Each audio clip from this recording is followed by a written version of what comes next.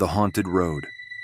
After their wild graduation party, 5 friends, Anna, Ben, Chris, Diana, and Emma, decided to take a road trip to a remote cabin deep in the Appalachian Mountains. The night was still young when they packed into Ben's old pickup truck, eager for adventure and a chance to escape the city's hustle. The road wound through dense forests, the trees looming like silent sentinels in the darkness. They laughed and shared stories, the excitement of the unknown fueling their spirits. But as they ventured deeper into the mountains, the atmosphere shifted subtly, a chill in the air that had nothing to do with the altitude. Ben navigated the rugged terrain with confidence, though he occasionally glanced nervously at the rearview mirror. Diana, always sensitive to the supernatural, felt a prickling sensation on the back of her neck, as if unseen eyes were watching them from the shadows. As they approached a fork in the road, the GPS signal faded, leaving them to rely on intuition and luck. Chris suggested taking the left path, claiming it felt right. The others agreed, though Emma voiced her apprehension about straying from the known routes.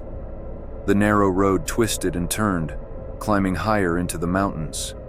The trees pressed in closer, their branches scraping against the sides of the truck like skeletal fingers.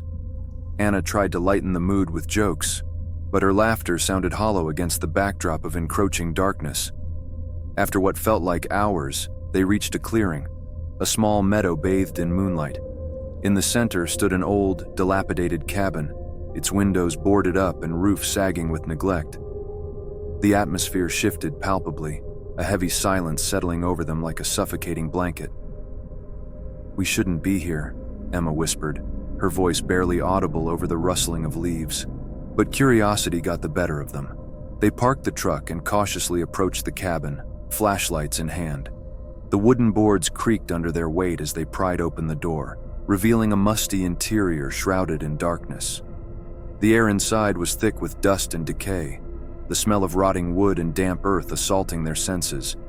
Diana's flashlight flickered ominously as she led the way, her heart pounding with a mixture of fear and curiosity. They explored cautiously, their footsteps echoing loudly in the stillness. The cabin seemed frozen in time, furniture overturned, cobwebs draped across every surface. In the corner of what appeared to be a living room, they found an old, weathered photograph. It depicted a family, a man, woman, and child, smiling happily in front of the cabin.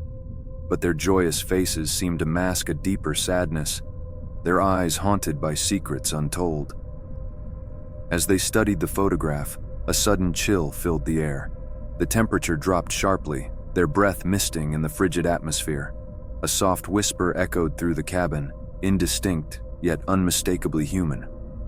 "We need to leave," Chris said abruptly, his voice trembling.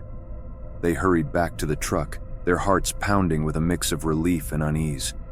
Ben struggled to start the engine, the truck's headlights flickering ominously as if protesting their intrusion into the cabin's dark past.